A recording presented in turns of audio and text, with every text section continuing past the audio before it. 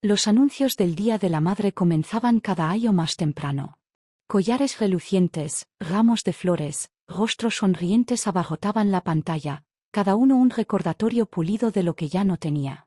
Me senté en un rincón de mi pequeño salón, con la televisión zumbando de fondo, una taza de té medio fría acunada entre mis palmas. El aroma a jazmín apenas disimulaba la soledad rancia que se adhería a las paredes. Sin mensajes. Sin llamadas. Solo silencio. Solía protegerme contra él, envolviendo mi corazón en capas de falsa indiferencia. Cada año, me decía que no importaba. Que era solo otro domingo. Que no necesitaba una tarjeta, una visita, un simple feliz día de la madre para probar mi valor. Cada año, aún dolía. Me recosté en el sillón desgastado, dejando que los recuerdos se apretaran contra mí. Hubo años en que pensé en llamarlo primero. Años en que incluso redacté el mensaje: hola, pequeño, pienso en ti. Pero el orgullo, o tal vez solo la autopreservación, mantenía mis dedos quietos. El amor no es amor si siempre está mendigando. El reloj en la pared marcó más allá del mediodía. Afuera, la calle estaba silenciosa, el mundo vestido con los verdes y amarillos suaves de la primavera. Cerca, una familia reía, el sonido entrando por la ventana abierta como un cruel recordatorio. Cerré los ojos y dejé que el peso de los años se asentara más profundo en mi pecho. 24 años. Ese era el tiempo desde que mi hijo me habló sin resentimiento. 24 años desde una conversación real, un vistazo real al niño que una vez acuné para dormir, cuyas rodillas raspadas besé para sanar. En algún momento, la brecha entre nosotros se había estirado demasiado para cruzarla, o eso pensaba. Hasta este año. El teléfono sonó exactamente a las 2:07. La pantalla se iluminó con un nombre que no había visto en años: Miguel Vega. Por un momento, no me moví.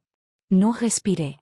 Miré la pantalla, medio esperando que desapareciera como un espejismo.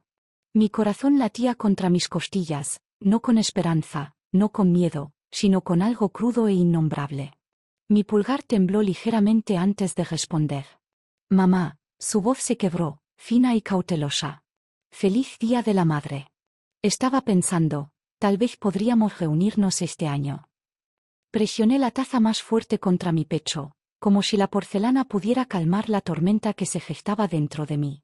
Tras 24 años de silencio, mi hijo finalmente había llamado.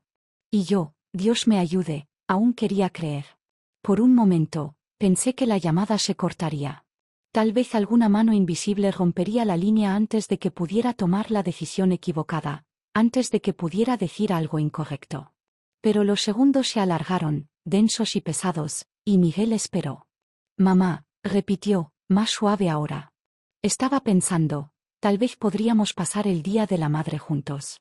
Solo tú y yo. Las palabras sonaban casi tiernas. Casi. Quería creerlas. Quería sumergirme en la fantasía de que, después de todos estos años, algo real había sobrevivido entre nosotros. Que bajo la distancia y el silencio, aún había un hilo fino y obstinado conectando a una madre con su hijo. Pero algo en su voz no encajaba. Había calidez, sí, pero demasiado pulida, demasiado deliberada, como un vendedor practicando sinceridad frente al espejo. Se adhería a sus palabras, cubriéndolas con una capa de algo que no podía nombrar pero no confiaba. Presioné el teléfono más fuerte contra mi oreja. Día de la Madre, repetí, mi voz ronca por el desuso. Sí, dijo rápido, demasiado rápido. Podríamos almorzar en algún lugar. Hablar. Ponernos al día. Te he echado de menos. Echarme de menos. Las palabras cayeron huecas en el fondo de mi estómago. Debería haberle preguntado por qué ahora, después de 24 años, después de cumpleaños olvidados, después de festivos sin llamadas ni cartas. Debería haber exigido saber qué milagro había descongelado el hielo. En cambio, solo me quedé allí, sintiendo algo profundo dentro de mí, algo más viejo que el duelo, más pesado que la ira, moverse y doler. ¿Cuándo lo pensabas?, pregunté, mi voz cuidadosa. Mañana, dijo. Te recogeré al mediodía. Será bueno, mamá. Ya lo verás. Quería preguntar más. ¿Dónde iríamos? ¿Quién más estaría allí? Quería preguntar si siquiera recordaba qué color de flores me gustaba, si recordaba algo de mí en absoluto. Pero las palabras se secaron antes de llegar a mis labios. De acuerdo, dije finalmente, las sílabas extrañas en mi boca. Él rió, un sonido brillante y forzado, y prometió llamar de nuevo por la mañana. Cuando la línea quedó muda, miré el teléfono en mi mano durante mucho tiempo. Le había tomado 24 años llamar.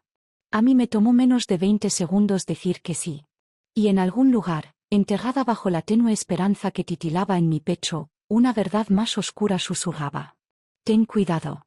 No cada golpe en la puerta es alguien regresando a casa. A veces, es alguien que viene a cobrar. Mi nombre es Carmen Vega. Érase una vez, creí que el sacrificio podía comprar amor. Tras el divorcio, no había tiempo para el duelo, ni espacio para lágrimas. Había facturas que pagar, un niño creciendo para criar y una vida que reconstruir desde las cenizas que mi esposo había dejado atrás. Pasé de ser una madre en casa a una mujer que limpiaba habitaciones de motel de día, reponía estanterías de supermercado de noche y tomaba trabajos de costura freelance los fines de semana.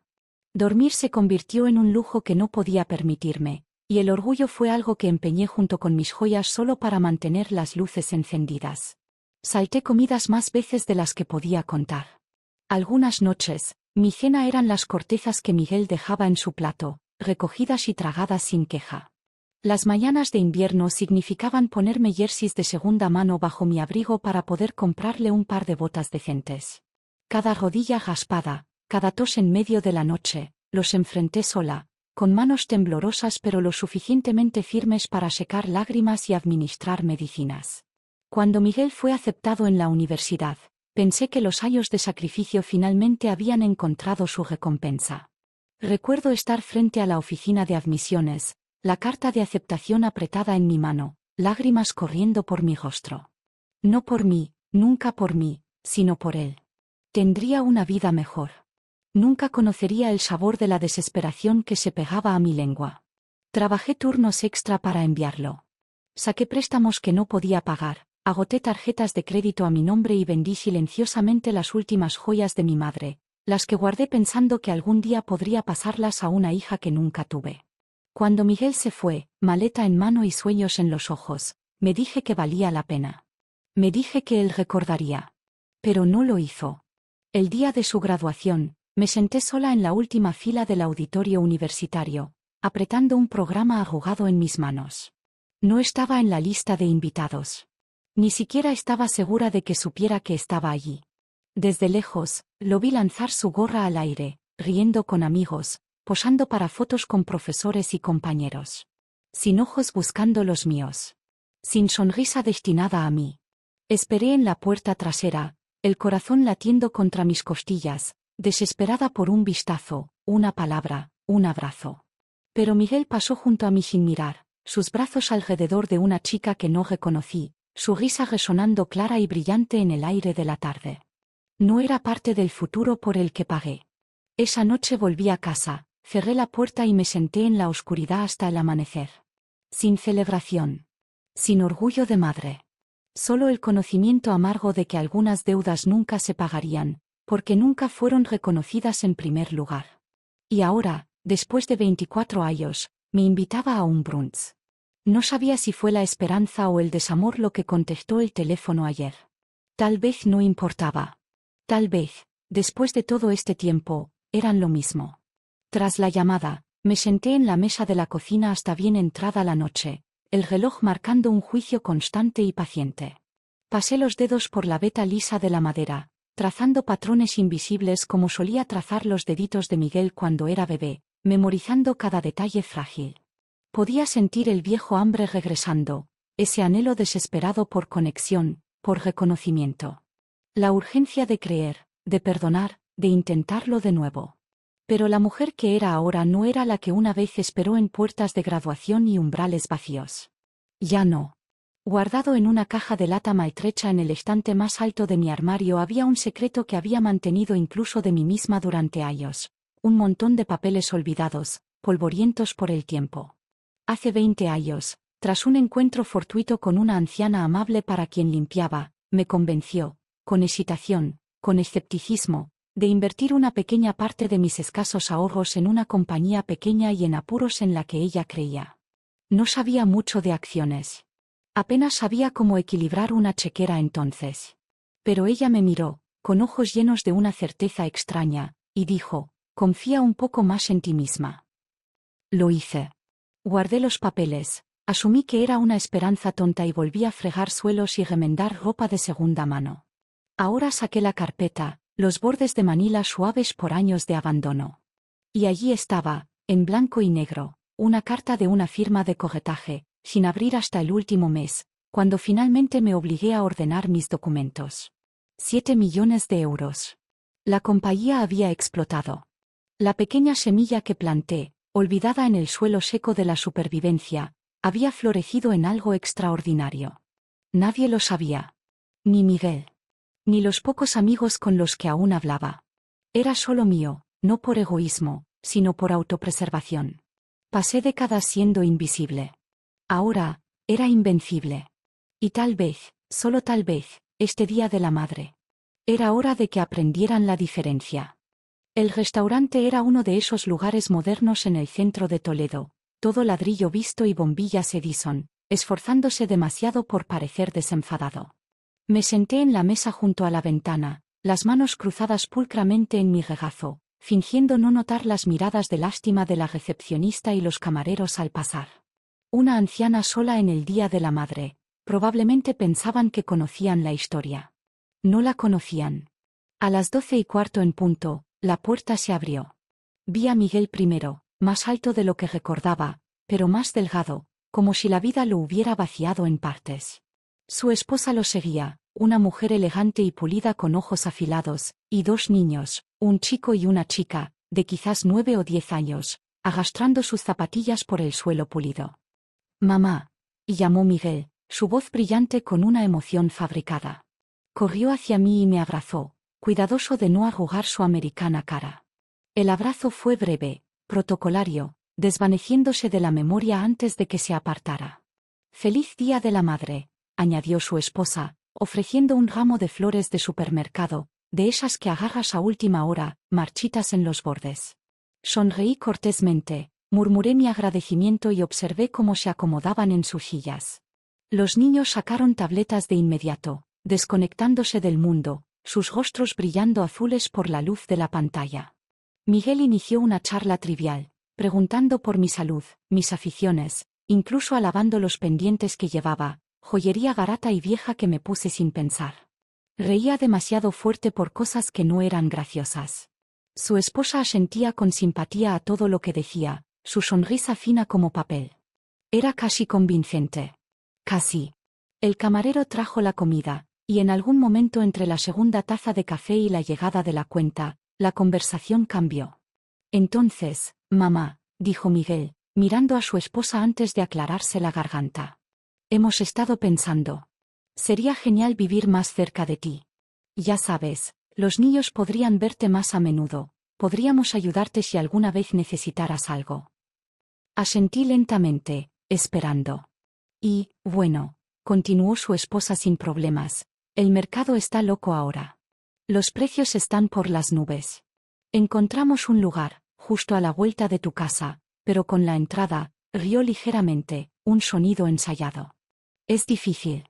Especialmente con 2 niños creciendo. Miguel se inclinó, bajando la voz para sonar íntimo. Es solo una pequeña ayuda, mamá. Somos familia. Ahí estaba. La verdadera invitación. La verdadera razón. No porque me echaran de menos. No porque recordaran a la mujer que remendó rodillas raspadas, se sentó en partidos de fútbol helados y se quedó cosiendo disfraces para obras escolares. Porque podría ser útil de nuevo. Porque en algún lugar, pensaban, aún había algo para tomar. Me recosté en la silla, doblé mi servilleta con calma y sonreí. No con amargura, no con ira, solo cansada. No habían venido a traerme de vuelta a la familia. Habían venido a reclamar lo que pensaban que aún era suyo. Y por primera vez en 24 años, no me sentí destrozada. Me sentí despierta. No los confronté.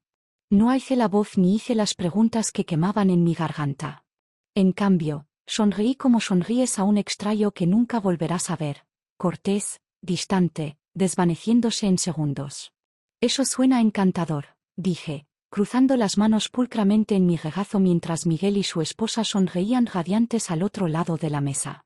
Por supuesto, tendremos que hablar de todo correctamente otra vez, añadí con ligereza, como si la logística fuera lo único que se interponía entre ellos y mi supuesta generosidad. Sus hombros se relajaron con alivio. Pensaron que habían ganado. Terminamos la comida con cortesías vacías y abrazos rígidos. Su esposa incluso besó mi mejilla, sus labios fríos y secos, como si tocarme fuera una pequeña molestia que debía soportar con educación. Los niños no se despidieron. Estaban demasiado ocupados tocando sus pantallas, ya aburridos, ya ausentes. Cuando se fueron, me quedé en la mesa un largo momento, mirando la taza de café frente a mí, el anillo frío que había dejado en el mantel. No estaba enojada. No estaba triste. Ni siquiera sorprendida. Estaba libre.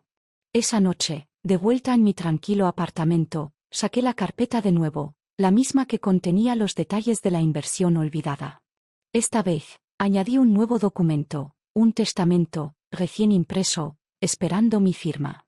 Cada euro, cada céntimo, iría a la Fundación Sol, una organización sin fines de lucro que había admirado en silencio durante años.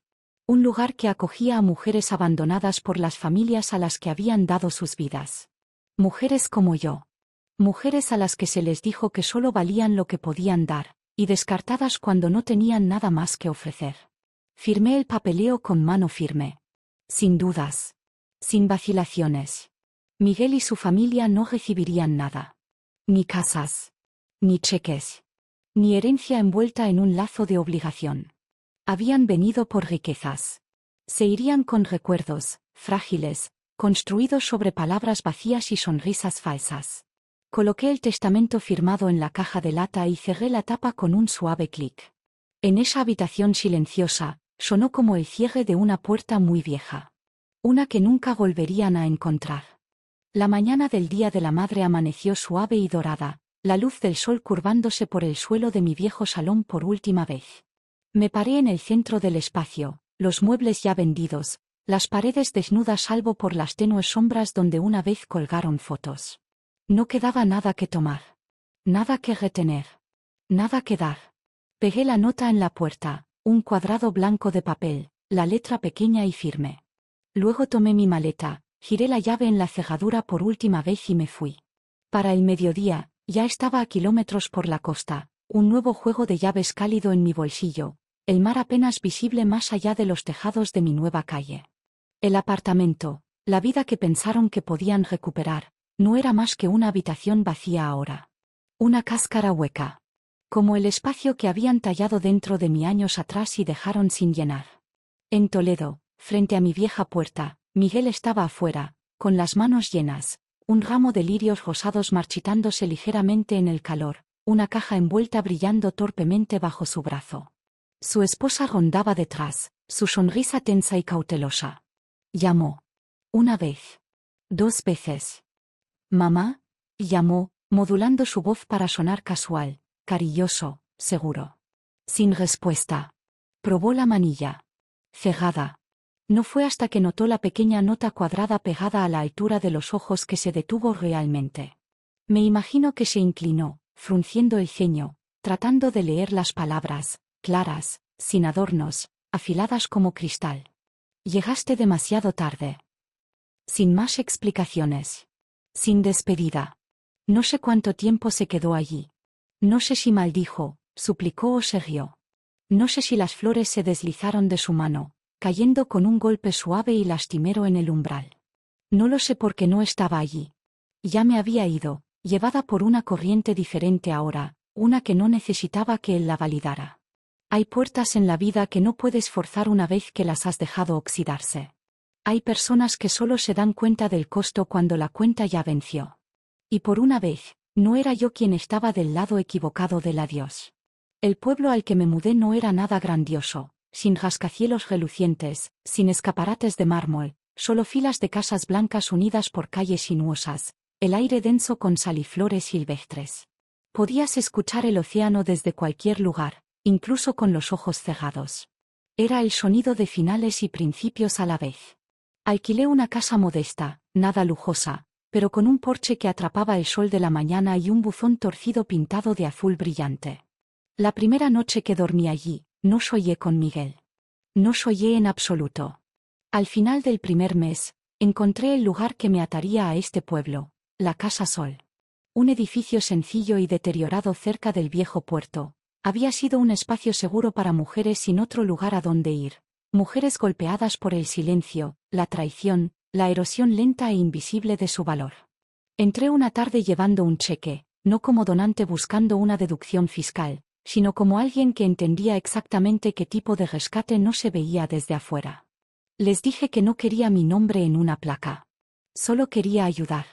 Y lo hice, limpiando mesas, reparando estanterías rotas, leyendo cuentos antes de dormir a niños cuyas madres lloraban hasta quedarse dormidas en la habitación de al lado. Sin grandes discursos. Sin medallas. Solo un trabajo pequeño y constante que cosía el tejido de algo real. Cuando llegó el Día de la Madre otra vez, organizamos un brunch en el patio de la Casa Sol. Sillas plegables prestadas por la iglesia, manteles de plástico ondeando en la brisa, y el aroma a pan fresco y fresas maduras llenando el aire. No había regalos de diseño. Ni fotos escenificadas. Ni sonrisas forzadas. Solo mujeres, supervivientes, guerreras, reunidas alrededor de mesas, sus hijos aferrados a ellas con el amor puro y sin pulir que no llevaba transacción alguna. Trajeron flores recogidas a mano, tarjetas de papel torcidas, regalos hechos con sus propias manos pequeñas y presupuestos aún más pequeños, del tipo que pesan más en el pecho que cualquier ramo comprado por culpa. Me quedé a la sombra del viejo roble, un vaso de limonada en la mano, viéndolas reír, viéndolas vivir. Fue el primer día de la madre en décadas en que no esperé a alguien que nunca vendría. Esta vez, estaba exactamente donde debía estar. Y por una vez, el día se sintió lleno, no de expectativas, sino de paz. Solía pensar que la maternidad era un voto que no podías romper. Que una vez que dabas vida a alguien, les debías cada aliento que seguía, sin importar cuán descuidadamente lo trataran. Pero parada allí bajo el suave vaivén del viejo roble, finalmente entendí la verdad. La maternidad no es una deuda. Es un regalo.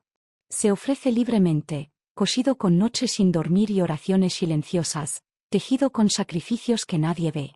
Se da no porque deba ser pagado, sino porque el amor verdadero, da sin contar. Y cuando ese regalo se da por sentado, cuando es escupido, descuidado, manipulado, no es crueldad recuperarlo. Es sabiduría. Es supervivencia. Solía creer que soltar significaba fracaso. Que dejar el peso significaba abandonar algo sagrado. Ahora sé más. Soltar no es abandono. Es elegirte a ti misma después de una vida de ser elegida última. Algunas personas solo te amarán cuando crean que hay más para tomar. Algunas solo te recordarán cuando piensen que tienes algo más que dar. Y cuando finalmente dejes de abrir la puerta, cuando dejes de ofrecer pedazos de ti misma para que los corten. No te vuelves menos. Te vuelves completa. Tal vez tú también has estado ahí. Tal vez alguien alguna vez confundió tu amor con una obligación de por vida. Si es así, dime. ¿Cuándo te diste cuenta finalmente de que tu valor no estaba ligado a su reconocimiento? ¿Cuál fue el momento en que elegiste vivir para ti misma? Me encantaría escuchar tu historia. Porque hoy, este momento, también te pertenece. A cada mujer que dio su corazón. Y finalmente lo recuperó.